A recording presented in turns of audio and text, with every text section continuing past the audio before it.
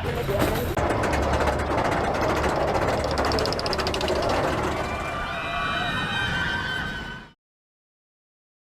Hey, Corey here with the Mentored Engineer. I'm here with Mac in an undisclosed Ohio location. Yeah. And Mac has built this glorious backyard coaster. Yeah. We've been talking and he's having some problems, so I came up here and decided to take a look and see. We also got to go to Kings Island today. I mean, the park in Ohio. So Mac, tell me about your coaster. Oh, it's called the Green Boa, and we have about 50 feet of track. Nice. And we have some pretty faulty assemblies, which we'll talk about, and pretty neat seat. And everything here was found at Home Depot, except the seat and the seat belt. So. Heck yeah. I bet you could find them at AutoZone though. Yeah. Cool.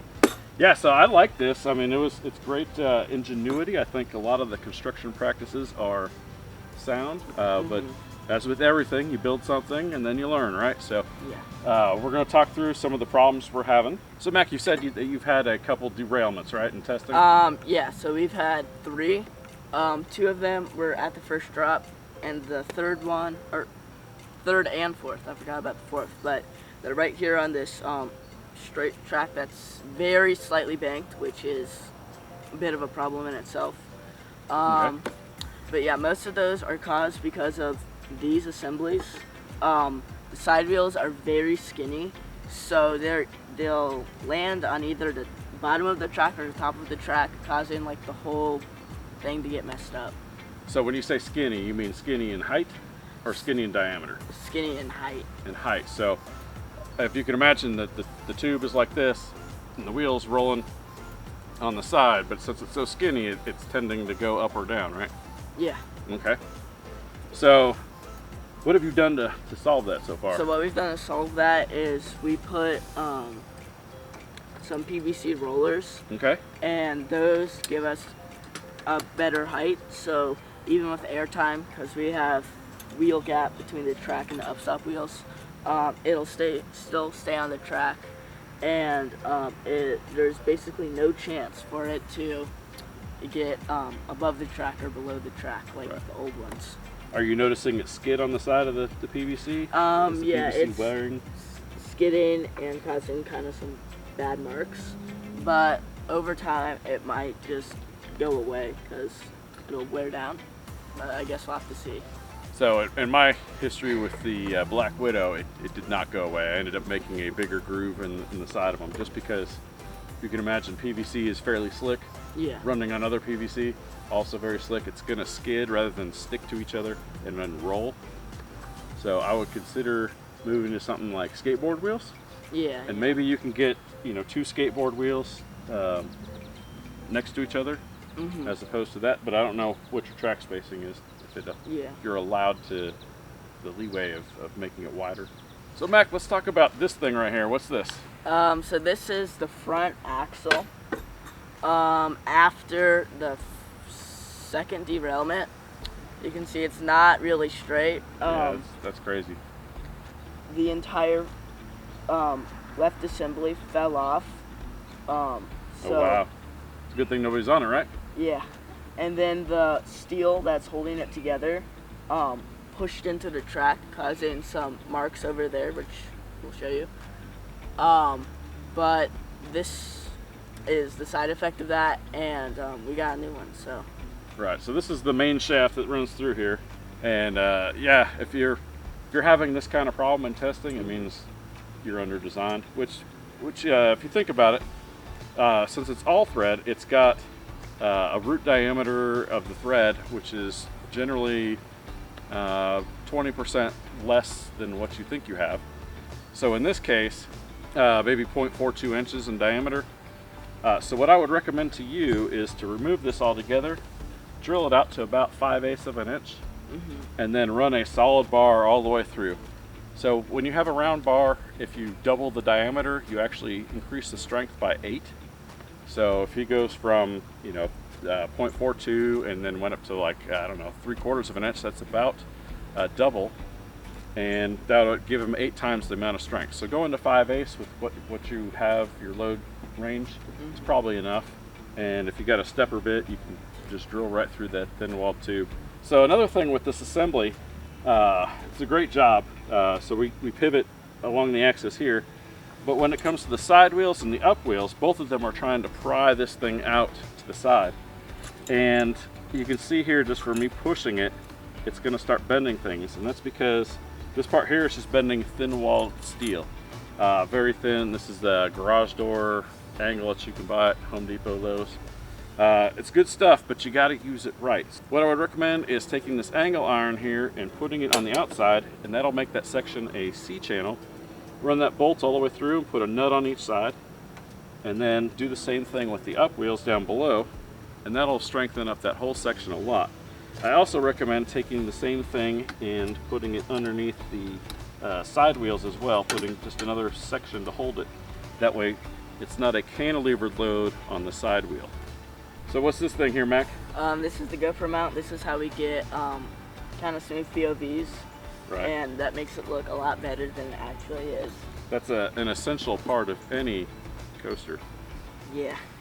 And then there's also wheel slits, because some of the drops and turns are so steep that we cut out holes, because the wheels before were just banging into this piece of plywood. Right. Now, do the wheels come up high enough now where they actually stick through and you can touch them? Maybe, but it won't be dangerous when you're riding, because they're basically flush with it. You could touch them, but you won't really like feel it if you put your feet here. Right. Not gonna get cut. All right, and kudos on the handholds. I like that. I was insanely jealous when I saw them. Should have done that on my coaster, but didn't. So yeah, these are the side wheels and up-stop wheels, the same like diameter. So Mac, why don't you show us where we are having those derailments? Two of them were right here. There's two gouges from the two of them. So Why do you think it was at this point? pretty sure it was at this point, because that's probably the sharpest turn on the ride, because you're going down and then just like swooping back up, Right. which is probably super uncomfortable. Yeah. So one of the things that I noticed was this was actually very steep for getting in and out of this transition. So you can see in the video that it's a little janky. Yeah. So in my opinion, I think we need to cut it probably about right here, make it straight, and then start curving it down nice and gently into a spot. Maybe we got to cut it right here. Just profile this whole thing and move this back, I don't know, maybe 5 feet? Probably, yeah. What do you think about that? I'd probably use the straight section. Right, I think it'll be a lot more comfortable too. There's also an issue with the up-stop wheels. When it's transitioning from positive to negative G's, it has a really violent kind of bang, and that causes these gouges in the track that you can notice with your fingernails, and like scratch the paint and maybe even scratch the track underneath. Right. So when I was younger, I used to do some model railroading stuff. Okay, I still do it.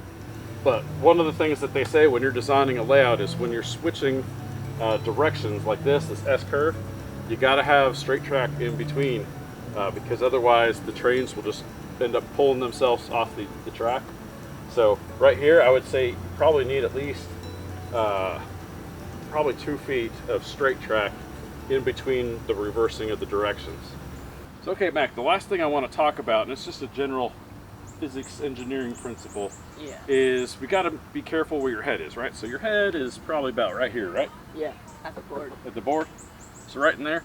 And as you're going through this tight radius right here, as you get about right here, your head is here, and then as you keep going, your head is slowing down, and as it comes here, this is very tight right here, your head is kind of staying in the same spot. You can kind of see it in the video here where it kind of rocks back and your head is moving, and then all of a sudden it stops, right? Yeah. Or comes close to stopping. And so it's a very quick change, and that's not going to be good for your neck. You've already said that you're adding a pillow back there. And if you go look at John Ivor's The Blue Flash, it's got the same thing, where as you're going through the loop, man, you just see them bouncing back and forth. Yeah. Because that energy has to be dissipated somehow. So that's the second reason why I say, you know, you got to make this radius a lot smoother going up into this hill, because you want to dissipate that energy in a way that's safe. And you're also, as you're doing this, if you don't change this, you're losing a lot of energy by the cart bouncing up and down. And also, because of how steep it is, this support doesn't really brace it well because you're pushing kind of towards it, and this is pushing down. So it needs to be similar to a support over there, where the support's kind of angled, so Correct. It supports better. So if you think about it, your coaster wheels can only push down on the track, right? They can't move forward and back. So as you're in this section, your wheels only push down. So logic would tell us that as we're pushing on this section, it's pushing this way. And if we're not doing that, if we don't have a brace there, you know, we're not really doing anything. So correct, you need to have a brace pushing back that way and stabilizing it. Hey Mac, I think this is phenomenal. Thank you. As always, with every engineering process, you're going to make a million decisions, and I can guarantee that 15 of those are going to be horrible, and you got to go, and those are the ones that everybody sees and everybody nitpicks at. But you know, you made, you know, 900,000 decisions correctly so far. Yeah. And now you just got to get those other ones that aren't right. Good job. I'm proud of you, and you know, this is something that you've done with your dad, and I know he's enjoyed spending the time, you know, having this bonding experience. So this will be something that you remember for the rest of your life. So Yeah. good job, and I hope it works out. And it's been a pleasure coming and seeing it, and you showing me what's wrong with it. Move forward, right? And if you want to come ride it, give us a